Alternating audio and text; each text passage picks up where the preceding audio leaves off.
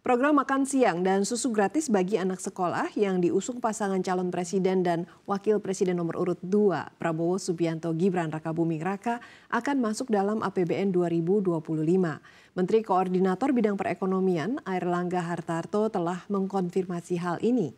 Menurutnya, program itu akan masuk dalam pembahasan kebijakan ekonomi makro dan pokok-pokok kebijakan fiskal 2025 pada Senin 26 Februari 2024 dalam rapat sidang Kabinet Presiden Joko Widodo. Biasanya pembahasan ini memang diawali dengan pembicaraan dalam sidang Kabinet Paripurna di kantor Presiden Jakarta. Adapun pada Rabu 21 Februari, Airlangga sebetulnya juga sudah didatangi oleh Menteri Keuangan Sri Mulyani Indrawati. Kedatangan Sri Mulyani ke kantornya itu untuk membahas kebijakan ekonomi makro dan pokok-pokok kebijakan fiskal 2025 serta diskusi tentang kondisi ekonomi global dan nasional. Dalam pertemuan itu, Sri Mulyani menekankan agar perencanaan APBN tahun depan harus semakin dipertajam, khususnya agar APBN mampu menjawab berbagai masalah struktural maupun fundamental, juga berbagai harapan dari masyarakat Indonesia.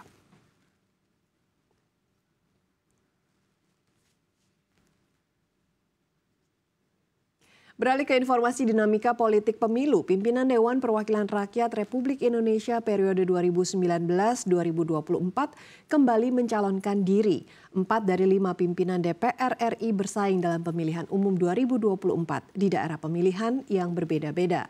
Berdasarkan data Komisi Pemilihan Umum, hingga 22 Februari 2024, jam 11 malam, keempat pimpinan DPR RI tersebut menjadi peringkat pertama di partai yang mengusungnya pada dapilnya masing-masing.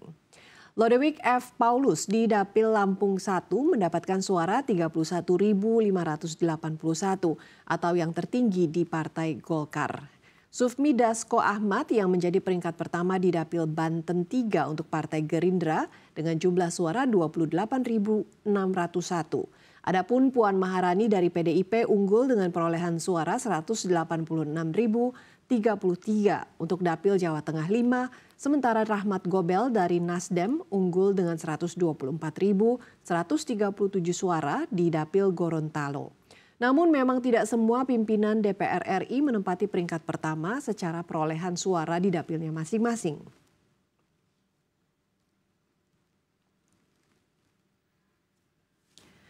Informasi terpopuler lainnya, lembaga ekonomi asing ramai-ramai mengemukakan pendapatnya terkait perekonomian Indonesia jika Prabowo Subianto resmi menyandang status presiden. Salah satunya perusahaan pemeringkat kredit asal Amerika, Fitch Rating.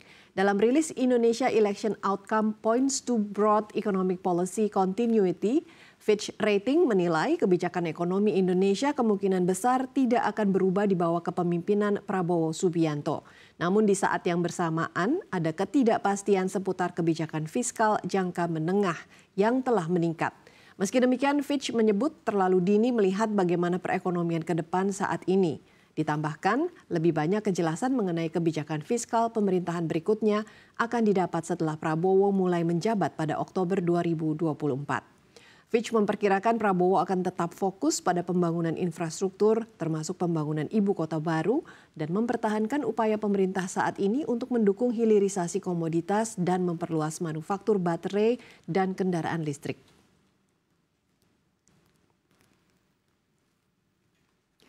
Beralih ke mancanegara, China telah mengirimkan kapal perusak berpeluru kendali ke Teluk Aden. Pengiriman ini dilakukan sebagai bagian dari misi anti pembajakan di tengah ketegangan serangan pemberontak Houthi terhadap kapal komersial di Laut Merah.